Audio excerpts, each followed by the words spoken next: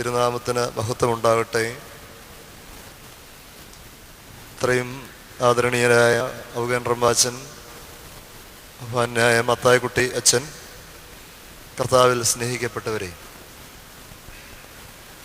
പൗരോഹിത്യമാണ് നമ്മുടെ ഇന്നത്തെ പഠന പ്രബോധന ശുശ്രൂഷയുടെ വിഷയം. പൗരോഹിത്യത്തെക്കുറിച്ച് അതിൻ്റെ ആഴമായ തലങ്ങളിലേക്ക് ഇറങ്ങിച്ചെല്ലുവാൻ ഈ തിരുവചന പഠന പ്രബോധന ശുശ്രൂഷ നമ്മെ സഹായിക്കട്ടെ എന്ന് പ്രത്യേകമായിട്ട് പ്രാർത്ഥിക്കുന്നു. ദൈവാത്മാവിൻ്റെ വലിയ നടത്തിപ്പും കാവലും കൃപയും സാന്നിധ്യവും നമ്മോട് ചേർന്നിരിക്കുവാൻ, നമ്മുടെ മനോനയനങ്ങളെ പ്രകാശിപ്പിക്കുവാൻ നമുക്ക് പ്രാർത്ഥിക്കാം. കാലിഫോർണിയയിലെ ഒരു വൈൽഡ് സാങ്ച്വറി, ഒരു വന്യജീവി സങ്കേത കേന്ദ്രം, അതിൻ്റെ പ്രത്യേകത നടുവിൽ കൂടെ ഒരു റോഡുണ്ട് എന്നുള്ളതാണ്. പലപ്പോഴും ചീറിപ്പായുന്ന വാഹനങ്ങൾക്ക് ഇടയിൽപ്പെട്ട് അനേക മൃഗങ്ങൾ ചത്തുപോകുന്നു. കൂടുതൽ പഠിച്ചപ്പോൾ മനസ്സിലായി, കൂടുതൽ ദാരുണമായി ചത്തുപോകുന്നത് മാൻപേടകളാണ്. മാനുകൾക്ക് വേഗത കുറഞ്ഞിട്ടല്ല. എന്തുകൊണ്ടാണ് ഈ മാനുകൾ ഇങ്ങനെ വീണ്ടും വീണ്ടും ദാരുണമായി ചത്തുപോകുന്നത്? അതിനെക്കുറിച്ച് ശാസ്ത്രജ്ഞന്മാരെ പഠിച്ചപ്പോൾ അവർക്ക് മനസ്സിലായി, സിംഹമുണ്ട്, കടുവയുണ്ട്, പുലിയുണ്ട്, പറയുന്ന എല്ലാ വന്യജീവികളും അടങ്ങുന്ന ഒരു സങ്കേതമാണ്. പക്ഷേ മാൻപേടകൾ കൂടുതലായി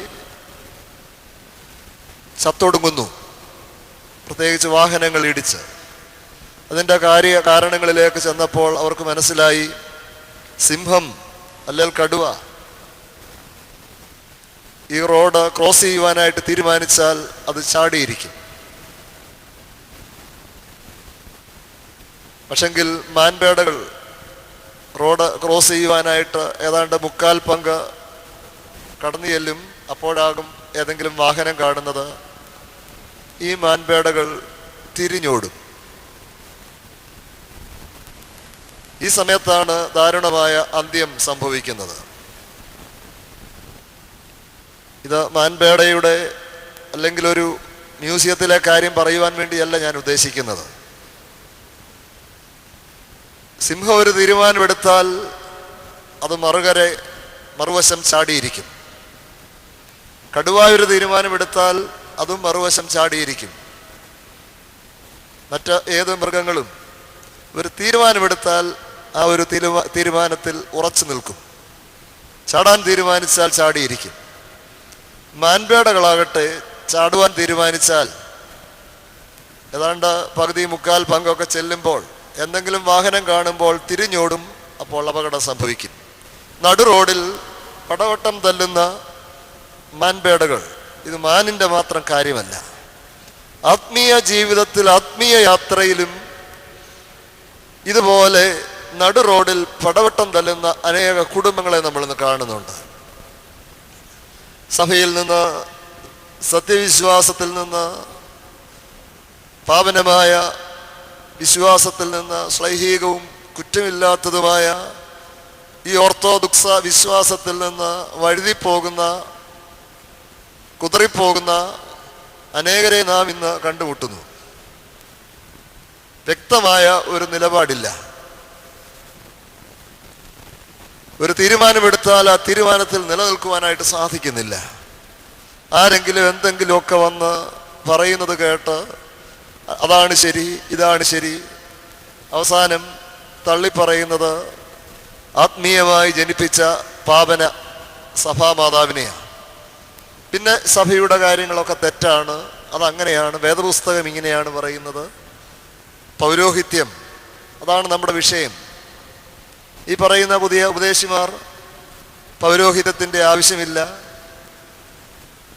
യേശുക്രിസ്തുവാണ് മഹാപുരോഹിതൻ, അതോടെ പൗരോഹിത്യം എല്ലാം അവനിൽ അവസാനിച്ചു എന്നൊക്കെ പഠിപ്പിക്കുന്ന ഉപദേശിമാർ, ഇതിനെയെല്ലാം തള്ളിപ്പറഞ്ഞ അനേകർ ഇന്ന് വില കൊടുത്തും സ്വാധീനിച്ചും ഒക്കെ പൗരോഹിത്യത്തിന് വേണ്ടിയിട്ട് നെട്ടോട്ടം ഓടുന്ന കാഴ്ചയും അതൊക്കെ സമ്പാദിക്കുന്ന കാഴ്ചയും നമുക്ക് നമ്മുടെ സമീപ ദേശങ്ങളിൽ കാണാനായിട്ട് സാധിക്കും.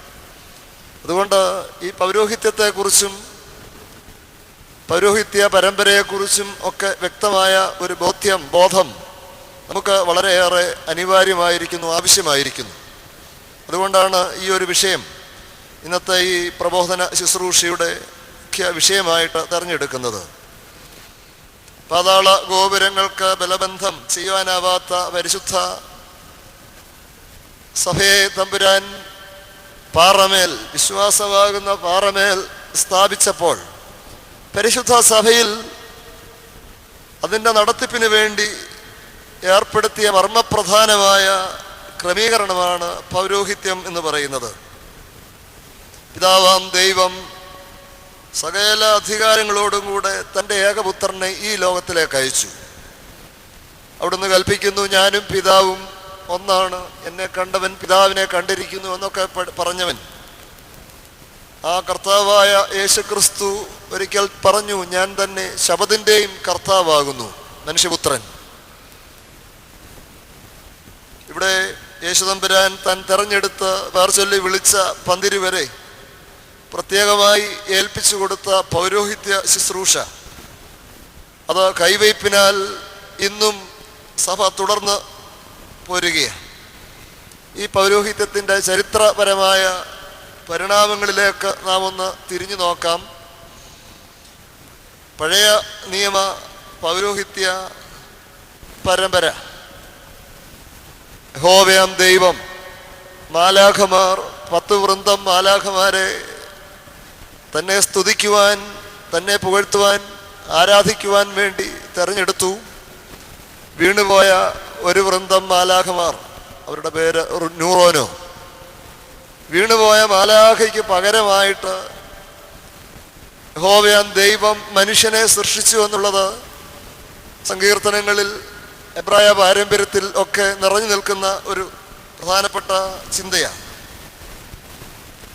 അവിടെ വീണുപോയ മാലാഖയ്ക്ക് പകരമായി ദൈവം മനുഷ്യവർഗത്തെ മെനഞ്ഞുണ്ടാക്കുന്നു, തൻ്റെ അതേ രൂപത്തിൽ, അതേ സാദൃശ്യത്തിൽ. ആദ്യ മനുഷ്യനെ ആദാം എന്ന പേര് വിളിച്ചു. മണ്ണിൽ നിന്നാണ് അവനെ മെനഞ്ഞുണ്ടാക്കിയത്. അതുകൊണ്ട് അദമായിൽ നിന്ന്, മണ്ണിൽ നിന്നുള്ളവനായതുകൊണ്ട് മണ്ണിൽ നിന്നുള്ളവനെന്നുള്ള അർത്ഥത്തിൽ തന്നെ ആദാം എന്ന പേരും അവനെ വിളിച്ചു. സങ്കീർത്തനക്കാരൻ അത് വളരെ മനോഹരമായിട്ട് പറയുന്നുണ്ട്. ദൈവത്തെക്കാൾ അല്പം മാത്രം താഴ്ത്തി തേജസ്സും ബഹുമാനവും ഒക്കെ അവനെ അണിയിച്ചു.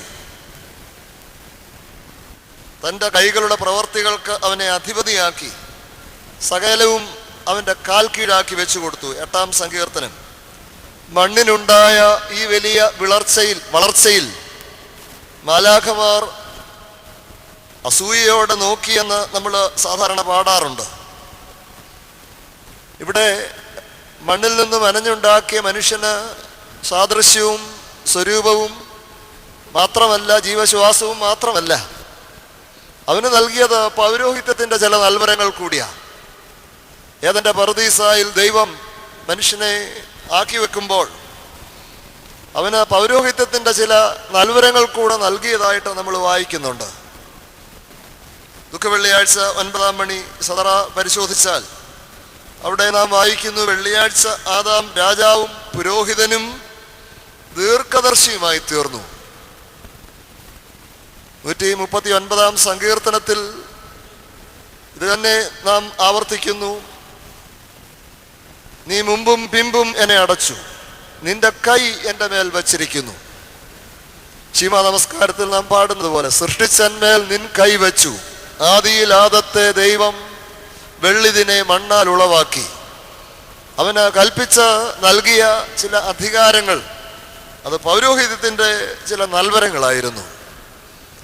കൽപ്പനാ ലംഘനം മൂലം അവന് പറുദീസായുടെ അനുഭവം നഷ്ടപ്പെട്ടു. പൗരോഹിത്യത്തിൻ്റെ ചില നൽവരങ്ങളൊക്കെ നഷ്ടപ്പെട്ടു. വികലമായി തീർന്ന പൗരോഹിത്യവും വികലമാക്കിയ ദൈവ സാദൃശ്യവും ഇവിടെ ഇതാ പറുദീസായിൽ നിന്ന് മനുഷ്യൻ വെളിയിലായപ്പോഴും നാം കാണുന്നു. ആദ്യ മാതാപിതാക്കളുടെ മക്കൾ കയീനും ഹാബേലും അവരൊക്കെ ദൈവത്തെ ആരാധിക്കുന്നു. ദൈവസന്നിധിയിൽ ചില കാഴ്ചകൾ കൊണ്ടുവന്ന് സമർപ്പിക്കുകയാണ്. ഹാബേൽ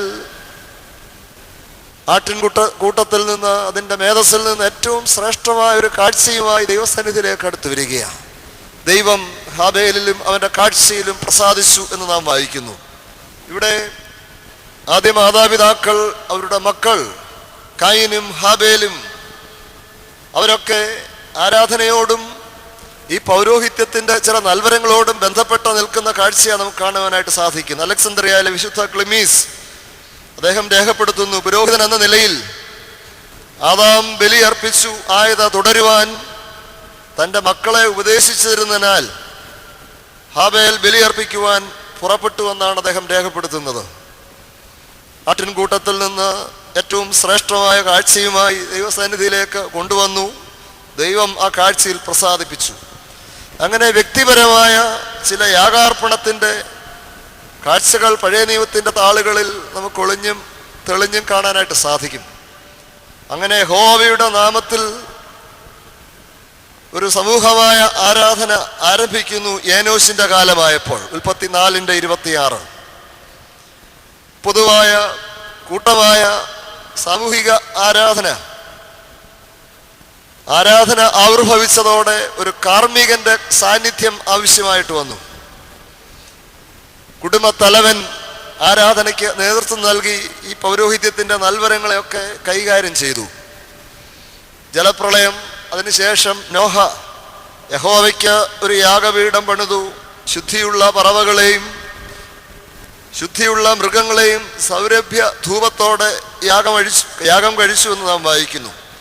സൗരഭ്യവാസന യഹോവ മണത്തപ്പോൾ താൻ ചെയ്തതുപോലെ സകല ജീവികളെയും മേലാൽ നശിപ്പിക്കില്ല എന്ന് യഹോവ തീരുമാനിച്ചു.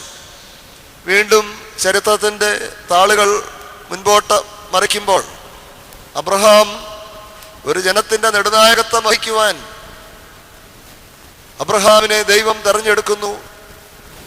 തന്നെ കാണിപ്പാനിരിക്കുന്ന ദേശത്തേക്ക് അബ്രഹാമിനെ വിളിച്ച് വേർതിരിക്കുന്നു. കൽദയ പട്ടണമായ ഊരിൽ നിന്ന് അബ്രഹാമിനെ തെരഞ്ഞെടുക്കുമ്പോൾ അബ്രഹാം തൻ്റെ യാത്രയിൽ ഏതാണ്ട് 12 സ്ഥലങ്ങളിൽ മാറി മാറി കൂടാരമടിക്കുന്നു.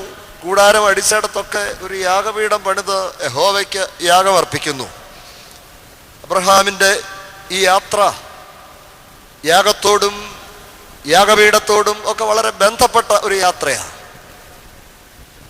അങ്ങനെ പഴയ നിയമത്തിൻ്റെ താളുകളിൽ യാഗാർപ്പണവും യാഗവും പുരോഹിതന്റെ കടമയായി കർത്തവ്യമായി നിറവേറ്റുന്ന കാഴ്ചയാണ് നമുക്ക് കാണുവാൻ കഴിയുന്നത്. അബ്രഹാമിൻ്റെ ജീവിതത്തോട് തന്നെ ബന്ധപ്പെട്ട് നിൽക്കുമ്പോൾ രാജാക്കന്മാരെ ജയിച്ച് മടങ്ങി വരുന്ന അബ്രഹാമിനെ എതിരേൽക്കുവാൻ വേണ്ടി ഇതാ ഒരാൾ കടന്നു വരുന്നു. വാസ്തവത്തിൽ ഒരു പുതിയ പൗരോഹിത്യത്തിൻ്റെ ആരംഭം നാം അവിടെ കാണുകയാണ്. അവിടെ രാജാക്കന്മാരെ ജയിച്ച് മടങ്ങി വരുന്ന അബ്രഹാമിനെ കുറിച്ച് ഉൽപ്പത്തി പുസ്തകം 14-ാം അധ്യായം 18-ാം വാക്യത്തിൽ നാം വായിക്കുന്നുണ്ട്. എതിരേറ്റ് എന്ന ശാലേം രാജാവായ മൽക്കിസദേക്ക് അപ്പവും വീഞ്ഞും കൊണ്ടുവന്നു. അവൻ അത്യുന്നതനായ ദൈവത്തിൻ്റെ പുരോഹിതനായിരുന്നു. അവൻ അവനെ അനുഗ്രഹിച്ചു. സ്വർഗത്തിനും ഭൂമിക്കും നാഥനായി അത്യുന്നതനായ ദൈവത്താൽ അബ്രഹാം അനുഗ്രഹിക്കപ്പെടട്ടെ. തുടർന്ന് അബ്രഹാമിനെ അനുഗ്രഹിക്കുന്ന കാഴ്ച നാം കാണുന്നു. ഒരു തരത്തിൽ പറഞ്ഞാൽ വ്യത്യസ്തമായ 2 പൗരോഹിത്യത്തിൻ്റെ നാൾവഴികളാണ് നാം ഇവിടെ കണ്ടുമുട്ടുന്നത്. ഒന്ന്, മൃഗബലി അർപ്പിച്ചുകൊണ്ട് ദൈവത്തെ പ്രസാദിപ്പിക്കുന്ന കാഴ്ച. ഊനമില്ലാത്ത ആടിനെയോ കുഞ്ഞാടിനെയോ യാഗമർപ്പിക്കുന്ന ഒരു കാഴ്ചയാണ് ഒരു വശത്തെങ്കിൽ, മറുവശത്ത് നമുക്ക് കാണുവാൻ കഴിയുന്നത് അപ്പവീഞ്ഞുകൾ. അത് മൽക്കിസദേക്കിൻ്റെ ക്രമം അനുസരിച്ച് ഉള്ള വിശിഷ്ടമായ മറ്റൊരു പൗരോഹിത്യത്തിൻ്റെ നാൾ വഴിയാണ് നാം കണ്ടുമുട്ടുന്നത്. ഒന്ന്, ഒരു കുടുംബത്തിലേക്ക് മാത്രം കേന്ദ്രീകരിക്കുമ്പോൾ അബ്രഹാമിൽ തുടങ്ങി ഇസഹാക്കും യാക്കോബും ഒക്കെ കഴിഞ്ഞ് യാക്കോബിൻ്റെ 12 മക്കളിൽ ലേവിയെ പ്രത്യേകമായി തിരഞ്ഞെടുത്ത് ആ ലേവി കുടുംബത്തിൽ നിന്ന് അഹ്റോനെയും സഹോദരങ്ങളെയും ഈ പൗരോഹിത്യത്തിൻ്റെ നൽവരങ്ങൾ ഏൽപ്പിച്ചുകൊണ്ട് ഒരു പ്രത്യേക കുടുംബത്തെ ഈ പൗരോഹിത്യ ശുശ്രൂഷയ്ക്കായി വിളിച്ച് വേർതിരിക്കുമ്പോൾ മറുവശത്ത് സാർവജനീനമായ യൂണിവേഴ്സൽ പ്രീസ്റ്റ്ഹുഡ് എന്ന് പറയാം. ആ ഒരു പൗരോഹിത്യം നമുക്ക് മൽക്കിസദേക്കിൽ കാണുവാനായിട്ട് സാധിക്കും. വ്യത്യസ്തമായ പൗരോഹിത്യത്തിൻ്റെ രണ്ട് ധാരകൾ നാം അവിടെ കാണുന്നു. അവിടെയാണ് ഒന്ന് മൽക്കിസദേക്കിൻ്റെ ക്രമം അനുസരിച്ചുള്ള പൗരോഹിത്യം. ഈ മൽക്കിസദേക്കിനെ കുറിച്ച് വീണ്ടും സങ്കീർത്തനങ്ങളിൽ നാം വായിക്കുന്നു. മൽക്കിസദേക്കിൻ്റെ ക്രമപ്രകാരം എന്നേക്കും ഒരു പുരോഹിതൻ, യേശുവിനെ കുറിച്ചുള്ള ചില പ്രവചനങ്ങളാണ്.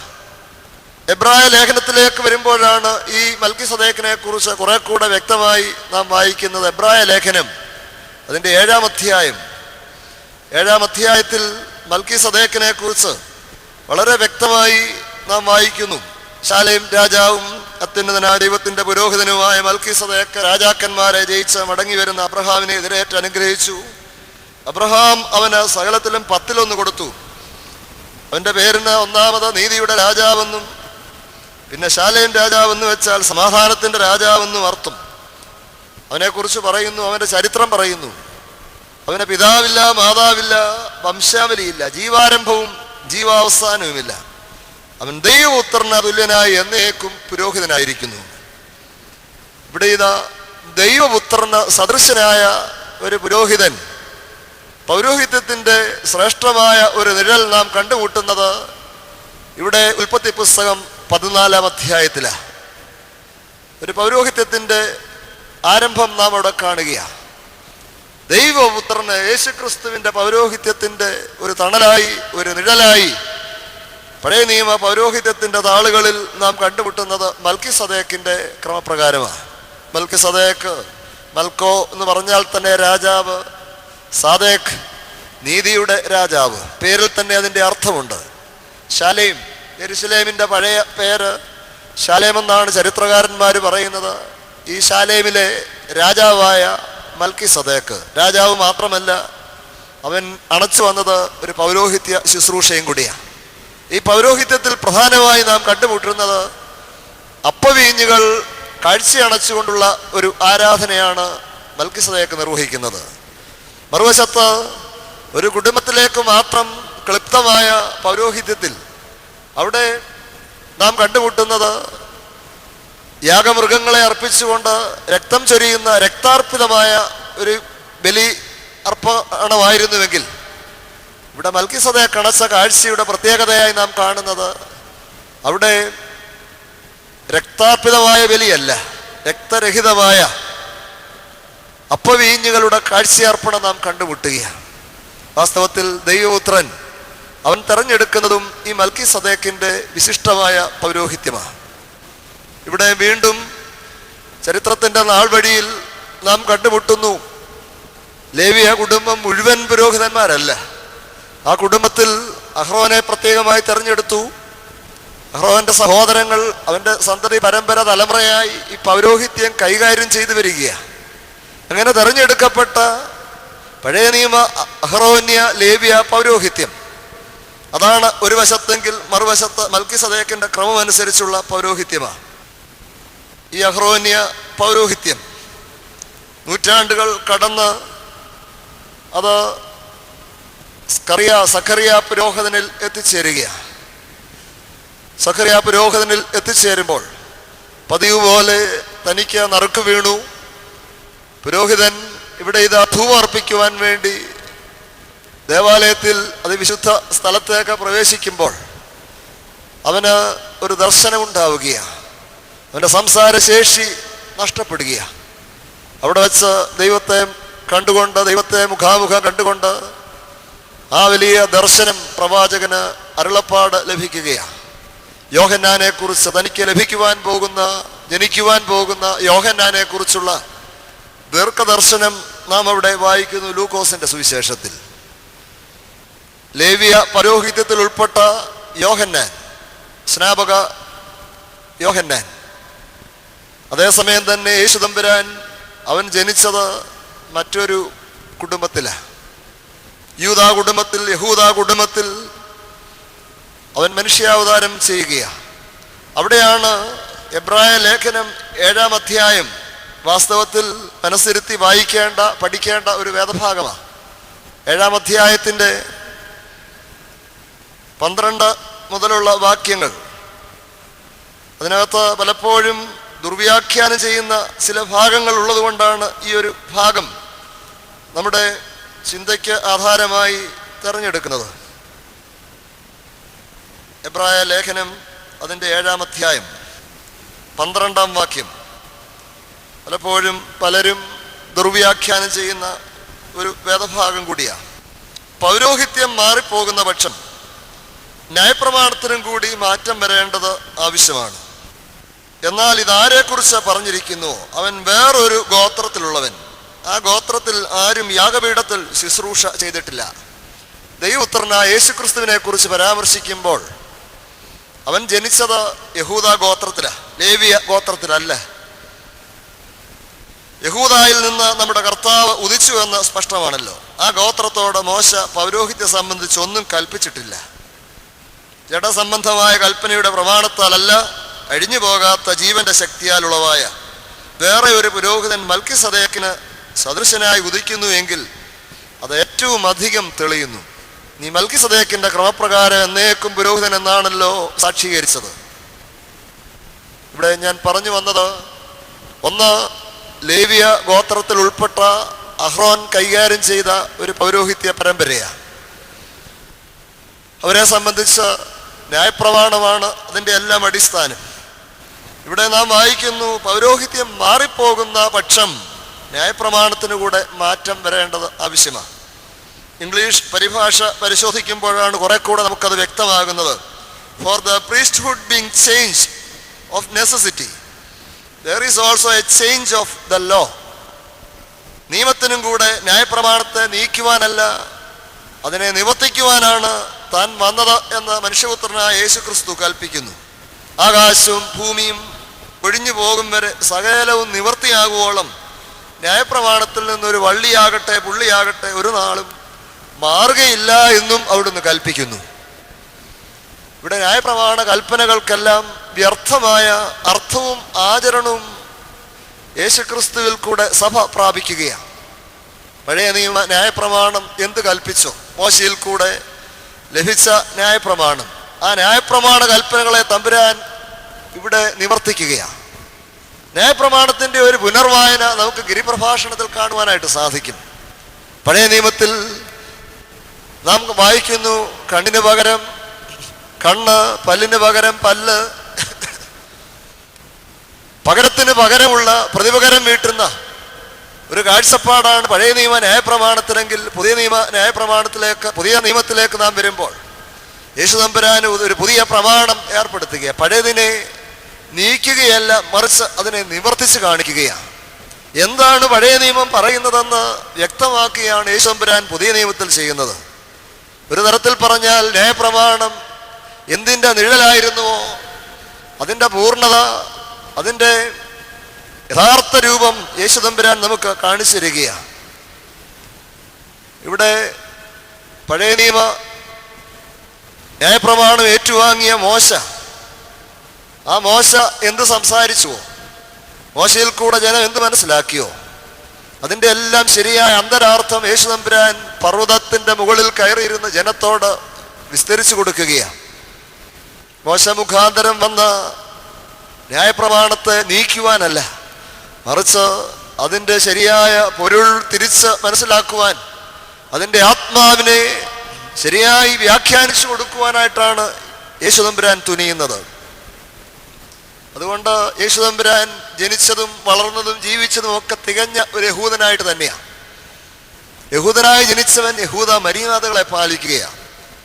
വളരെ ബാല്യം മുതൽ തന്നെ 8-ാം നാളിൽ അവനെ മാതാപിതാക്കന്മാർ ദേവാലയത്തിൽ കൊണ്ടുപോയി സമർപ്പിക്കുന്നു, പരിച്ഛേദന കഴിക്കുന്നു എന്ന് വേണ്ട, പെരുന്നാളുകളിൽ കൃത്യമായി പങ്കുചേരുന്നു, സിനഗോഗിലെ ആരാധനയിൽ പോയി ശാബത്തിനെയൊക്കെ വളരെ കൃത്യമായി ആചരിച്ച യേശു തമ്പുരാൻ വീണ്ടും പെരുന്നാളുകളിൽ കൃത്യമായി പങ്കുചേരുന്നു. 12-ാം വയസ്സിൽ മാതാപിതാക്കന്മാരോട് ചേർന്ന് പെസഹ പെരുന്നാളിൽ സംബന്ധിക്കുന്ന ഏറ്റവും വിശിഷ്ടമായ ചിത്രം ലൂക്കോസിന്റെ സുവിശേഷം 2-ാം അധ്യായത്തിൽ നമ്മൾ കാണുന്നുമുണ്ട്. അങ്ങനെ പെരുന്നാളുകളിൽ സംബന്ധിച്ച പെരുന്നാളുകളുടെ എല്ലാം നാഥൻ, ഉടയവൻ, ഈ പെരുന്നാളുകൾ അതെന്തിനാണെന്ന് ചോദിച്ചില്ല. അല്ലെങ്കിൽ അവിടെയുള്ള ആരാധനകൾ, അത് യാഗാർപ്പണമാകട്ടെ, സിനഗോഗിലെ പ്രത്യേകമായ ന്യായപ്രമാണം, തോറായുടെ വായനയാകട്ടെ, ഇതിനെയൊന്നും വിമർശിക്കുന്നില്ല.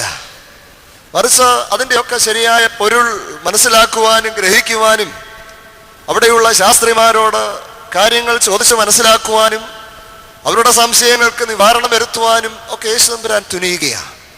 അതുകൊണ്ട് ന്യായപ്രമാണത്തെ നീക്കുവാനല്ല, നിവർത്തിക്കുവാൻ, അതിൻ്റെ ശരിയായ പൊരുൾ തിരിച്ചു തരുവാനായിട്ട് യേശു തമ്പുരാൻ തുനിയുന്ന കാഴ്ചയാണ് സുവിശേഷ ഭാഗങ്ങളിൽ നമുക്ക് കാണുവാൻ സാധിക്കുന്നത്.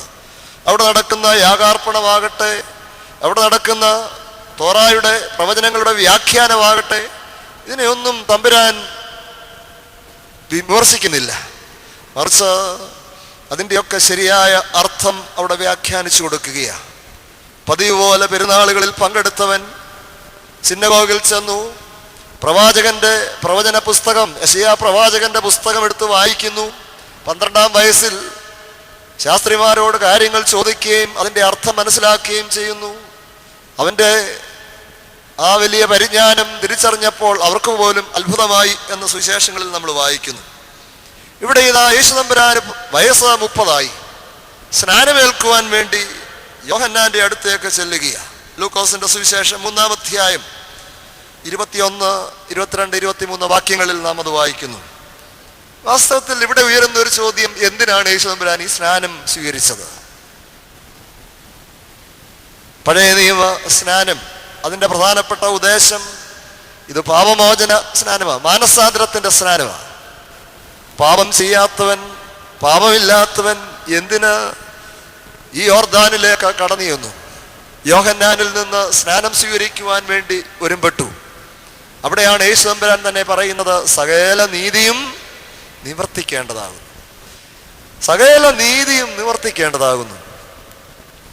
പഴയ നിയമ ന്യായപ്രമാണം എന്ത് കൽപ്പിച്ചോ അതെല്ലാം നിവർത്തിക്കേണ്ടത് ആവശ്യമാണ്. വാസ്തവത്തിൽ ഇതിനെ ഒരു സ്നാനമായിട്ടല്ല, മറിച്ച് പഴയ നിയമ അരുളപ്പാടുകളുടെ എല്ലാം പരിപൂർണതയ്ക്കായി, നീതിയുടെ നിർവഹണത്തിനായി യേശു തമ്പുരാൻ കടന്നു ചെല്ലുകയാണ്.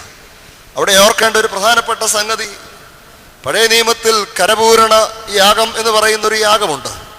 30 വയസ്സാകുമ്പോൾ അഹ്റോന്റെ പുത്രന്മാർ അവരുടെ തലമുറകളെയൊക്കെ ഈ പൗരോഹിത്യത്തിന്റെ പ്രായപരിധി എന്ന് പറയുന്നത് 30 വയസ്സാണ്. മാനദണ്ഡം 30 വയസ്സാണ്.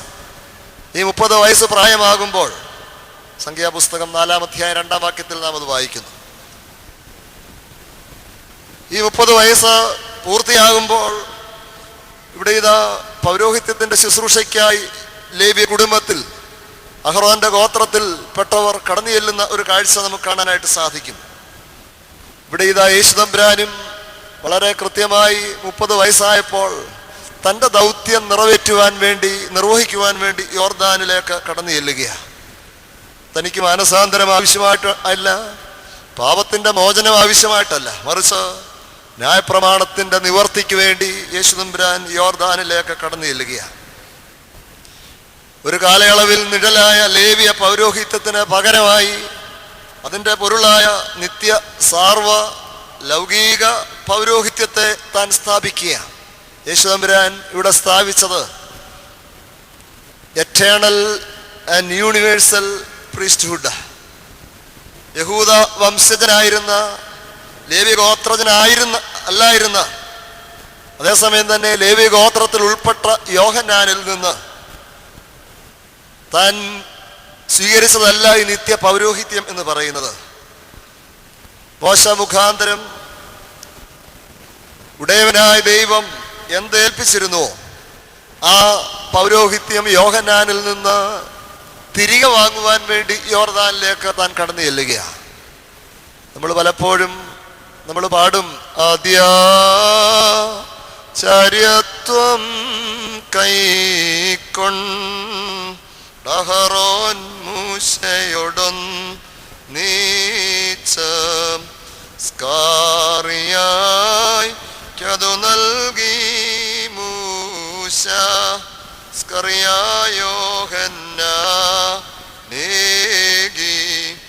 യോഹന്നാൻ കർത്താവീന്നും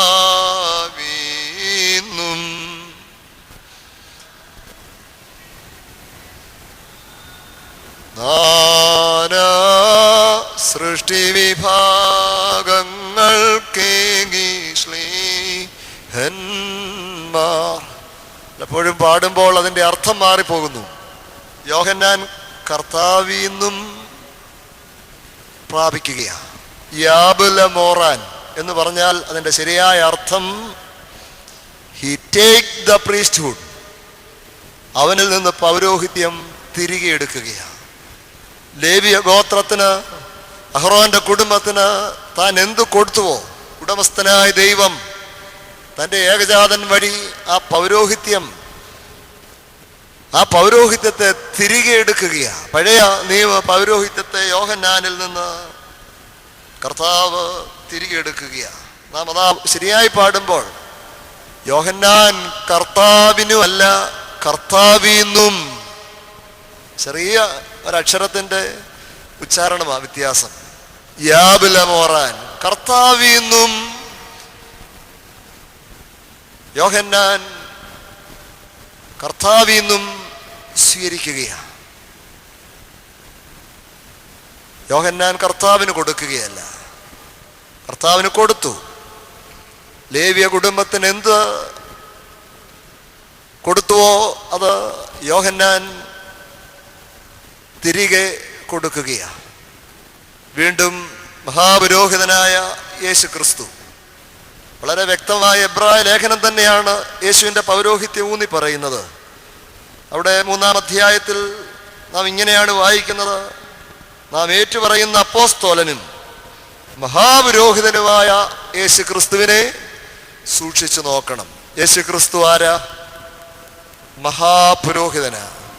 മഹാപുരോഹിതനാണെന്ന് പറയുമ്പോൾ തന്നെ അതിനകത്തുണ്ട് പുരോഹിതനുണ്ട്, അല്ലേ?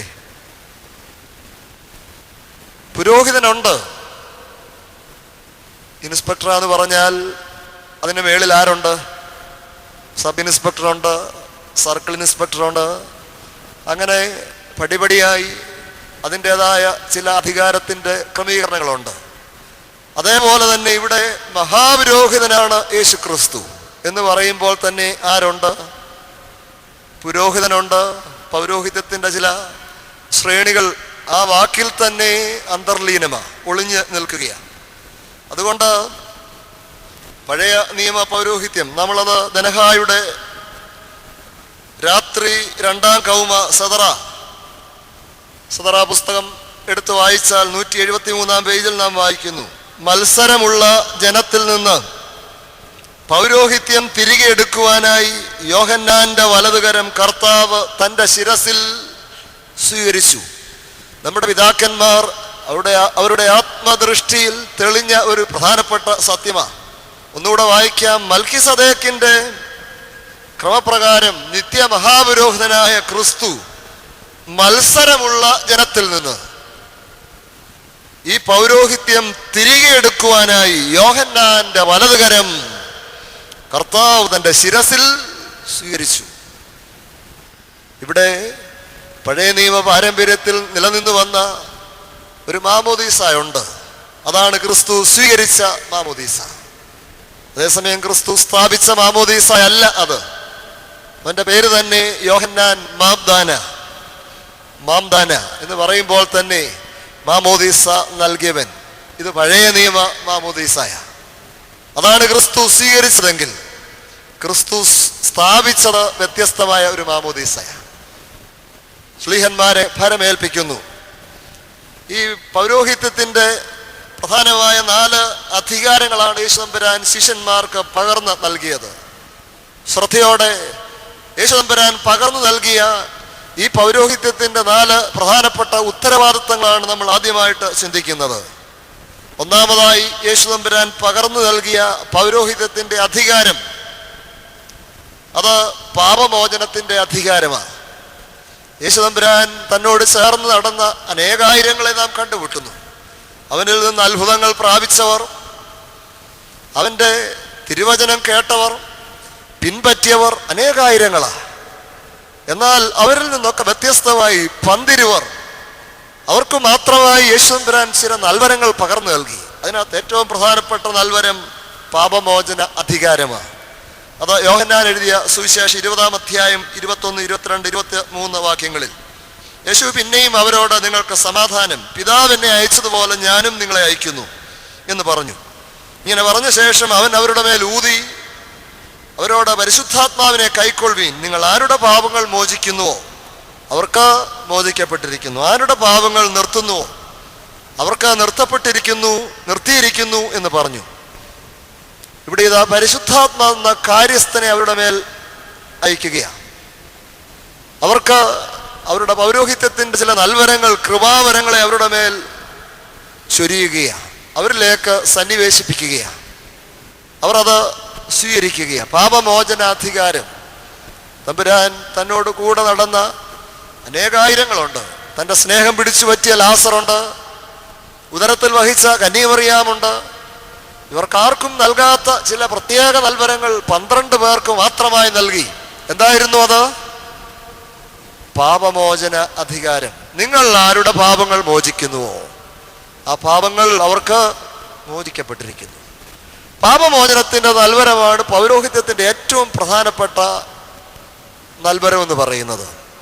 നമ്മുടെ ഹൂസോയ പ്രാർത്ഥന, പുരോഹിതൻ ചൊല്ലുന്ന പ്രാർത്ഥന ശ്രദ്ധിച്ചാൽ കുറെ കൂടെ നമുക്കത് വ്യക്തമാക്കും.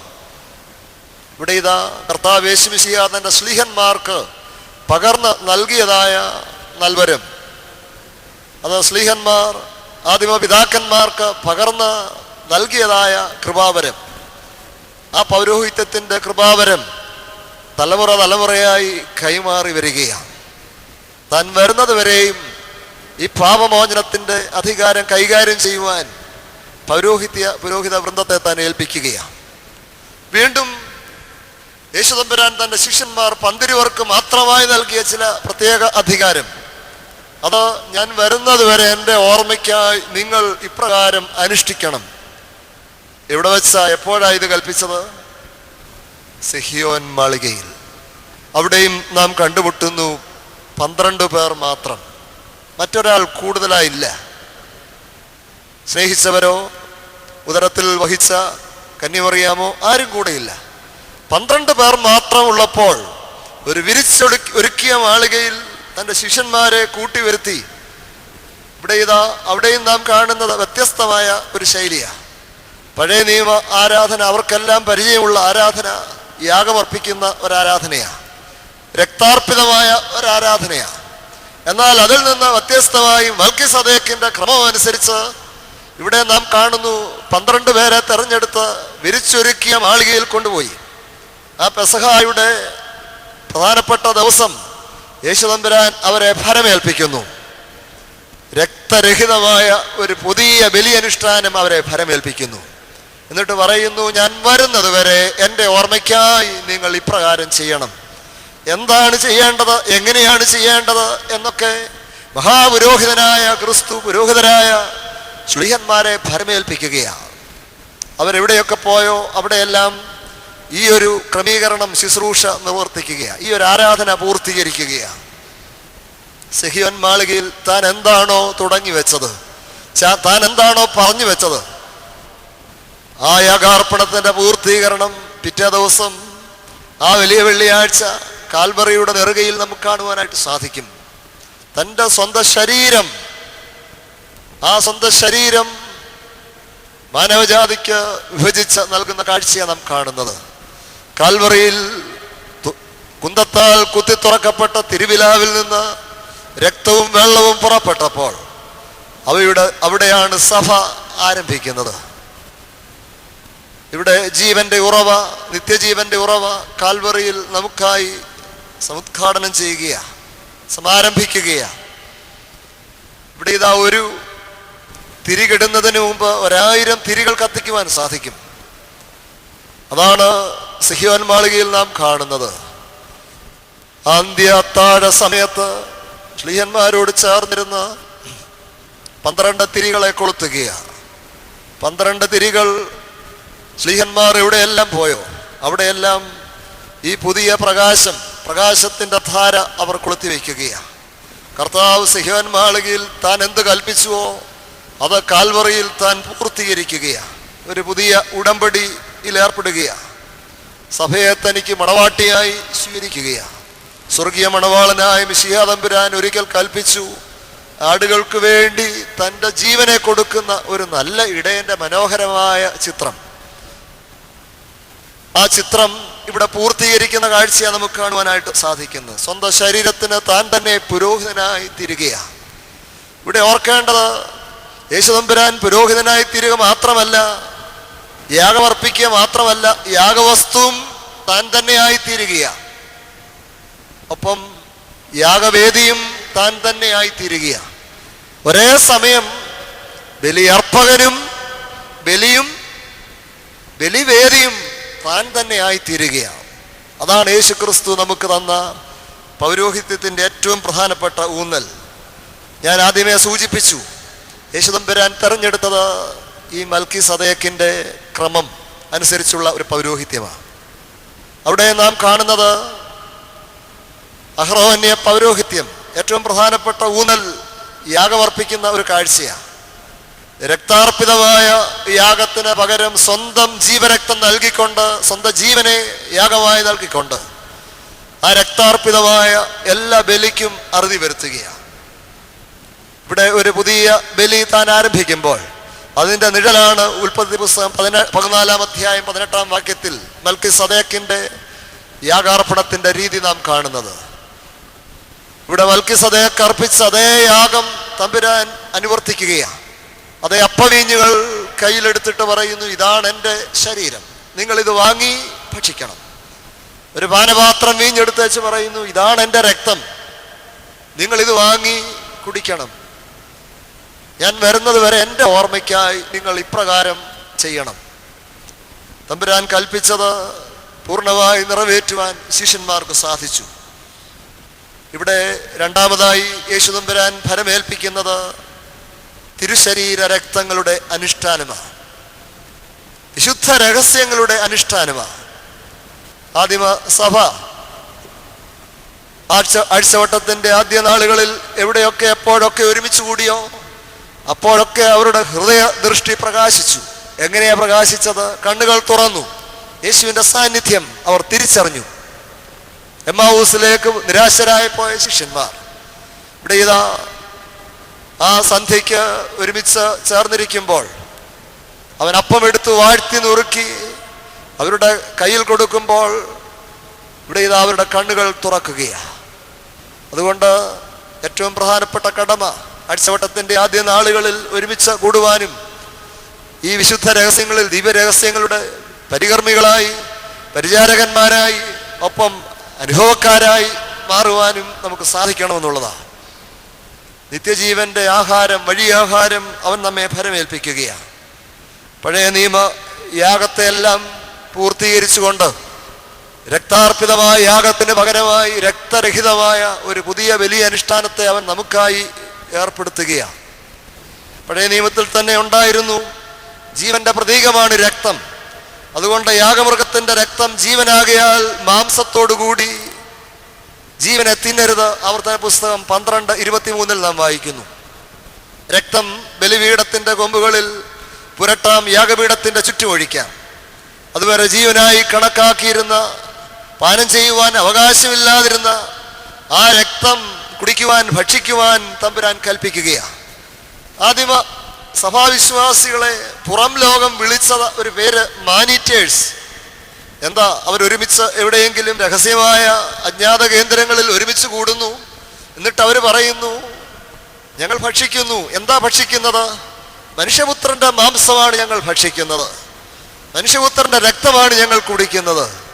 വെളിയിൽ നിന്ന് കേട്ട പുറം ലോകം അതുകൊണ്ട് അവരെ നരഭോജികളെന്ന് വിളിച്ചു. എന്താ കാരണം? ഇതാ ഇവിടെ കൂടിയിരിക്കുന്നവർ മനുഷ്യന്റെ മാംസം, ഏതോ മനുഷ്യന്റെ മാംസം ഭക്ഷിക്കുന്നു, ഏതോ മനുഷ്യന്റെ രക്തം കുടിക്കുന്നു. നരഭോജികളെന്നാണ് വിളിച്ചത്. അവർക്കറിയില്ല ഇതെന്താണ് അവർ ഭക്ഷിക്കുന്നത്, എന്താണ് അവർ കുടിക്കുന്നത്. ഇവിടെ ഇതാ നിത്യജീവന്റെ വഴിയാഹാരം അവർ പാനം ചെയ്യുകയാണ്. മൽക്കീസദേക്കിന്റെ ക്രമപ്രകാരമുള്ള അപ്പവീഞ്ഞുകളുടെ യാഗം പഴയ നിയമത്തിൽ 2 തരത്തിൽ നാം അതിനെ കാണുന്നു. ഭോജനയാഗം, സമാധാനയാഗം. 6 വീതമുള്ള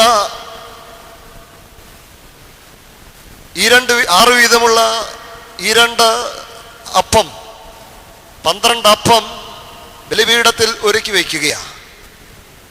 ലേവ്യ പുസ്തകം 7-ാം അധ്യായം 13-ാം വാക്യം.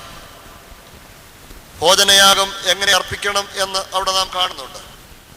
യഹോവയ്ക്ക് അർപ്പിക്കുന്ന സമാധാന യാഗത്തിന്റെ പ്രമാണം ഇതാകുന്നു: അതിനെ സ്തോത്രമായി അർപ്പിക്കുന്നുവെങ്കിൽ അവൻ സ്തോത്രയാഗത്തോടുകൂടെ എണ്ണ ചേർത്ത പുളിപ്പില്ലാത്ത ദോശകളും എണ്ണ പുരട്ടിയ പുളിപ്പില്ലാത്ത വടകളും എണ്ണ ചേർത്ത കുതിർത്ത നേരിയ മാവും കൊണ്ടുണ്ടാക്കിയ ദോശകളും അർപ്പിക്കണം. സ്തോത്രമായുള്ള സമാധാന യാഗത്തോടുകൂടെ പുളിച്ച മാവ് കൊണ്ടുള്ള ദോശകളും ഭോജനയാഗമായി അർപ്പിക്കണം. ഇവിടെ ഇതാ നമുക്ക് വേണ്ടി ഒരു കുഞ്ഞാട് അറുക്കപ്പെടുന്നു കാൽവറിയുടെ നെറുകയിൽ. ഈ ആ കുഞ്ഞാടിനെ കുറിച്ചാണ് പൗലോസ് ശ്ലീഹ പറയുന്നത്: നമ്മുടെ പെസഹ കുഞ്ഞാടും അറുക്കപ്പെട്ടിരിക്കുന്നു, യേശു ക്രിസ്തു. അവൻ നമുക്ക് വേണ്ടി യാഗമായി തീർന്ന പെസഹ കുഞ്ഞാട്. ഇവിടെ ഇതാ ജീവന്റെ അടയാളമായ പുളിപ്പ് ചേർത്ത അപ്പം വിശുദ്ധ ആരാധനയിൽ നമ്മൾ ഉപയോഗിക്കുമ്പോൾ ഇത് ആ ക്രിസ്തുവിൻ്റെ യാഗത്തോട് നമ്മെ ബന്ധിപ്പിക്കുന്ന ഒരു പ്രധാനപ്പെട്ട കണ്ണിയാണ്, ജീവന്റെ അടയാളമാണ് എന്നുകൂടെ നമ്മളൊന്ന് മനസ്സിലാക്കുക. ഇവിടെ പഴയ നിയമത്തിൽ വീണ്ടും വീണ്ടും സങ്കീർത്തനങ്ങളിൽ ഒക്കെ നാം കാണുന്നുണ്ട്: സ്തോത്രമെന്ന യാഗമർപ്പിക്കുന്നവൻ എന്നെ മഹത്വപ്പെടുത്തുന്നു. സ്തോത്രം വെറും അധരചർവണമല്ല, മറിച്ച് ഇതൊരു യാഗാർപ്പണമാണ്. സ്തോത്രമെന്ന യാഗമർപ്പിക്കേണ്ടത് എങ്ങനെയാണ് എന്നൊക്കെ ലേവ്യ പുസ്തകത്തിൽ നമ്മൾ വായിക്കുന്നുണ്ട്. ഇവിടെ ഇതാ വിശുദ്ധ കുർബാനയ്ക്ക് പറയുന്ന പേര് പോലും യൂക്കറിസ്റ്റ്. ഇതൊരു സ്തോത്ര ബലിയാണ്. ഈ കുർബാന അനുഗ്രഹങ്ങളും സമാധാനവും ബലിയും സ്തോത്രവുമാണ്. അതുകൊണ്ട് സ്തോത്രമെന്ന യാഗം അർപ്പിക്കുക. യഹോവ ചെയ്ത ഉപകാരങ്ങൾക്ക് ഞാൻ അവനെന്ത് പകരം കൊടുക്കും? സങ്കീർത്തനക്കാരൻ പറയുന്നു: രക്ഷയുടെ പാനപാത്രം എടുത്ത് ഞാൻ അവൻ്റെ നാമം വിളിച്ചപേക്ഷിക്കും. അതാണ് സ്തോത്രയാഗം. ഈ രക്ഷയുടെ കസ കുടിക്കുവാൻ തമ്പുരാൻ നമ്മോട് കൽപ്പിക്കുകയാണ്. ലേവ്യ പൗരോഹിത്യത്തിന് വികലമായി തീർന്ന ഈ ലേവ്യ പൗരോഹിത്യത്തിന് പകരമായി ഹോമയാഗമായി ആട്ടിൻകുട്ടിയെ അർപ്പിക്കേണ്ട സ്ഥാനത്ത് ആടിനെക്കുറിച്ച് പറയുന്നത് ആണായിരിക്കണം. ആട്ടിൻകുട്ടിക്ക് പകരമായി സ്വർഗീയ കുഞ്ഞാടായ മിശിഹാ തമ്പുരാൻ സൗരഭ്യവാസനയായ യാഗമായി നമുക്ക് വേണ്ടി യാഗമായി ബലിയായി മാറുകയാണ്. മൃഗബലിക്ക് അവിടുന്ന് അറുതി വരുത്തുകയാണ്. നമുക്ക് വേണ്ടി അർപ്പിക്കപ്പെട്ട കുരളറുക്കപ്പെട്ട സ്വർഗീയ കുഞ്ഞാട് മിശിഹാ തമ്പുരാനാണ്. മൽക്കിസദേക്കിന്റെ ക്രമപ്രകാരം കുഞ്ഞാട് അറുക്കപ്പെടുവാൻ ആവശ്യമില്ല. ലേവ്യ ക്രമത്തിൻ്റെ ഒരു നിവർത്തിയായിട്ടാണ് നമ്മുടെ കുഞ്ഞാട് ഇവിടെ കാൽവറിയിൽ അറുക്കപ്പെടുന്നത്. യോഹന്നാനിൽ നിന്ന് ലേവ്യ പൗരോഹിത്യം തിരികെ എടുത്ത മഹാപുരോഹിതനായ ക്രിസ്തു ക്രൂശിലെ പരമയാഗം വഴി ന്യായപ്രമാണ ബലിയെ പൂർത്തീകരിച്ച്, അതായത് രക്താർപ്പിതമായ ബലിയെ പൂർത്തീകരിച്ച് മൽക്കിസദേക്കിന്റെ ക്രമപ്രകാരമുള്ള ഒരു പുതിയ ബലി, സമാധാന സ്തോത്രയാഗം, അതായത് അപ്പവീഞ്ഞുകളുടെ സമർപ്പണം സഭയ്ക്ക് ഒരു പുതിയ ഉടമ്പടിയായി കാണിച്ചിരിക്കുകയാണ് സിഹിയോൻ മാളികയിൽ. സിഹിയോൻ മാളികയിൽ താൻ തുടങ്ങി വെച്ച ആ യാഗാർപ്പണത്തിന്റെ പരികർമ്മികളാണ് 12 ശ്ലീഹന്മാരും. അവര് ഈ ചുമതല ആരെയൊക്കെ പരമേൽപ്പിച്ചു? തലമുറയായി കൈമാറി വരുന്ന ഈ പൗരോഹിത്യത്തിന്റെ നൽവരങ്ങൾ അനുസ്യൂതം സഭയിലൂടെ ഭംഗം കൂടാതെ ഇന്നും അത് തുടർന്നു വരികയാണ്. മൂന്നാമതായി അവിടുന്ന് പൗരോഹിത്യത്തിന്റെ അടയാളമായി ശിഷ്യന്മാരെ ഭരമേൽപ്പിച്ച വലിയ ദൗത്യം സ്നാനം കഴിപ്പിക്കുക എന്നുള്ളതായിരുന്നു, മാമോദീസ നൽകുക എന്നുള്ളതായിരുന്നു. ഇവിടെ നാം കണ്ടുമുട്ടുന്നു 11 ശിഷ്യന്മാരും ഗലീലായിൽ സമ്മേളിക്കുന്നു. യേശു അവരുടെ അടുക്കൽ ചെന്ന് അവരോട് കൽപ്പിക്കുന്നു. മത്തായി എഴുതിയ സുവിശേഷം അതിൻ്റെ 28-ാം അധ്യായം 18, 19, 20 വാക്യങ്ങൾ. എന്താ കൽപ്പിക്കുന്നത്? സ്വർഗത്തിലും ഭൂമിയിലും സകല അധികാരവും എനിക്ക് നൽകപ്പെട്ടിരിക്കുന്നു. ആകയാൽ നിങ്ങൾ പുറപ്പെട്ട് പിതാവിൻ്റെയും പുത്രൻ്റെയും പരിശുദ്ധാത്മാവിൻ്റെയും നാമത്തിൽ സ്നാനം കഴിപ്പിക്കണം. ഞാൻ നിങ്ങളോട് കൽപ്പിച്ചതൊക്കെയും പ്രമാണിപ്പാൻ തക്കവണ്ണം ഉപദേശിച്ചുകൊണ്ട് സകല ജാതികളെയും ശിഷ്യരാക്കണം. 3.5 വർഷക്കാലം കൂടെ നടന്ന് ശിഷ്യന്മാരെ ഫലമേൽപ്പിച്ച പൗരോഹിത്യത്തിൻ്റെ ഏറ്റവും മർമ്മപ്രധാനമായ ചുമതല, നിങ്ങൾ ഭൂമിയുടെ അറ്റം വരെ ചെന്ന് സകല ജാതികളെയും ശിഷ്യരാക്കണം. എങ്ങനെ ശിഷ്യരാക്കണം? പിതാവിൻ്റെയും പുത്രൻ്റെയും പരിശുദ്ധാത്മാവിൻ്റെയും നാമത്തിൽ സ്നാനം കഴിപ്പിച്ച് അവരെ ശിഷ്യരാക്കണം. ഇവിടെയാണ് മാമോദീസായുടെ നൽവരം, മാമോദീസ മുക്കുവാനുള്ള അധികാരം അവർക്ക് പകർന്നു നൽകുകയാണ്. അതുകൊണ്ട് ഈ 11 ശിഷ്യന്മാരെയും ഫലമേൽപ്പിച്ച പൗരോഹിത്യത്തിൻ്റെ ഏറ്റവും പ്രധാനപ്പെട്ട ഒരധികാരം എന്ന് പറയുന്നത് മാമോദീസ മുക്കുവാനുള്ള അധികാരമാണ്. പൗരോഹിത്യത്തിൻ്റെ പ്രധാനപ്പെട്ട 7 ശ്രേണികളാണ് നമുക്കിന്നുള്ളത്. ഏതൊക്കെയാ? പ്രധാനമായും 3 ശ്രേണികളാണ് നമുക്കറിയാം. ശമ്മാശൻ, പിന്നെ കശീശ, ബിഷപ്പ്. മേൽപ്പെട്ട സ്ഥാനം, അതൊരു സ്ഥാനമാണ്. പൗരോഹിത്യത്തിൻ്റെ 7 ശ്രേണികൾ ഏതൊക്കെയാണെന്നറിയാമോ? മാംദോനോ, മാമിയോനോ, മാംദോനോ, സംറോനോ, കോറിയോ, യൗപ്പതിയക്കനോ, പിന്നെ ശമ്മാശൻ, അതായത് പൂർണ്ണ ശമ്മാശൻ. 7ാമത്തെ പടിയാണ് കാശീശ. ആദിമ സഭയിൽ ഈ ഓരോ പദവികൾക്കും അതിനനുയോജ്യമായ ചില പ്രത്യേകമായ ചുമതലകളും നൽവരങ്ങളും ഒക്കെ ഉണ്ടായിരുന്നു എന്ന് സഭയുടെ ചരിത്രത്തിൽ, പാരമ്പര്യത്തിൽ കൂടെ മനസ്സിലാക്കുവാനായിട്ട് സാധിക്കും. മാമോദീസായ്ക്കായി കൊണ്ടുവരുന്ന ആളാണ്, മാമോദീസായ്ക്കായി അത് കുഞ്ഞുങ്ങളെ മാത്രമല്ല പ്രായമുള്ളവരെ സമർപ്പിച്ച് കൊണ്ടുവരുന്ന ആളിനെയാണ് മാമിയോനോ എന്ന് വിളിക്കുന്നത്. മാമോദീസ മുക്കുവാൻ വേണ്ടി ഒരു തലത്തൊട്ട അപ്പൻ്റെ സ്ഥാനത്ത് നിന്നുകൊണ്ട് കുഞ്ഞിനെ പിടിച്ചു കൊടുക്കുന്ന ആളിനെയാണ് മാംദോനോ എന്ന് വിളിക്കുന്നത്. ആദിമ സഭയുടെ ശുശ്രൂഷയിൽ പാട്ടുകാരൻ അറിയപ്പെട്ടത് സംറോനോ എന്നുള്ള പേരില, വായനക്കാരൻ അറിയപ്പെട്ടത് കോറിയോ എന്നുള്ള പേരില, വീണ്ടും യൗപതിയക്കനോ.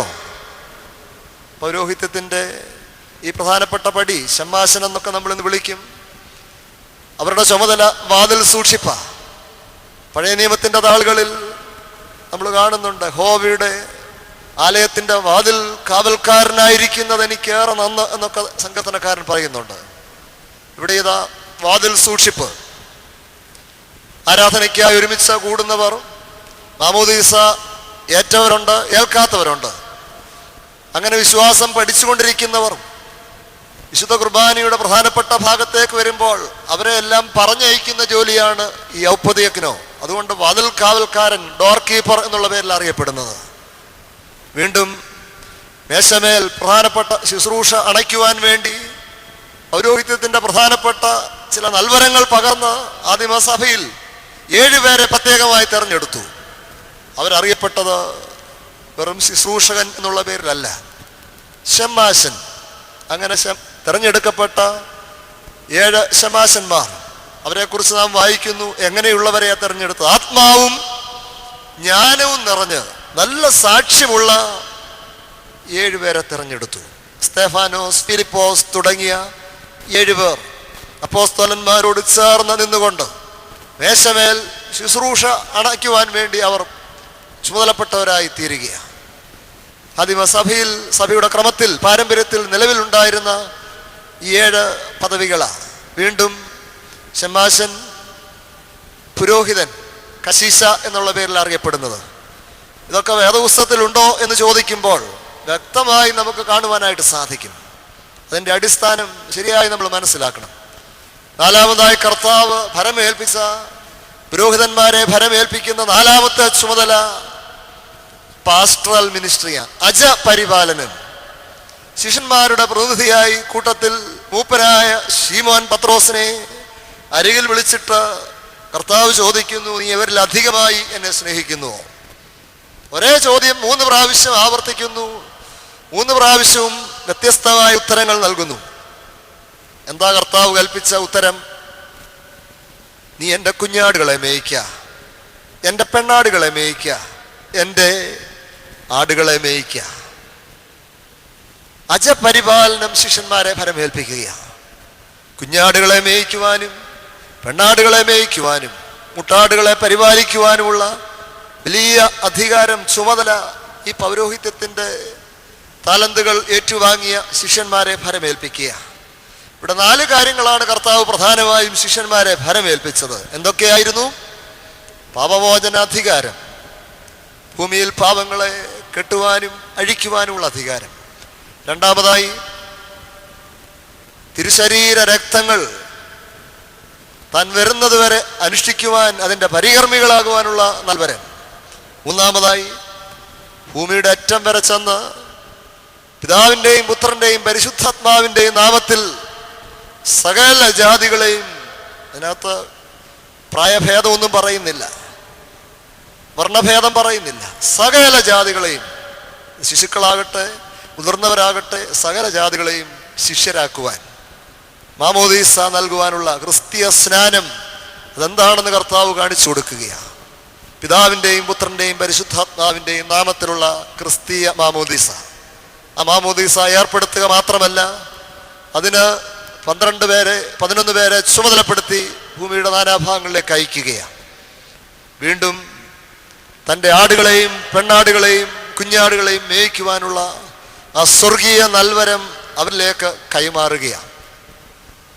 ഇനിയും ഈ പൗരോഹിത്യത്തെക്കുറിച്ച് നാം പഠിക്കുമ്പോൾ ഈ പൗരോഹിത്യത്തിൻ്റെ ചില സവിശേഷതകൾ എന്താണെന്ന് കൂടെ നമ്മളൊന്ന് മനസ്സിലാക്കണം.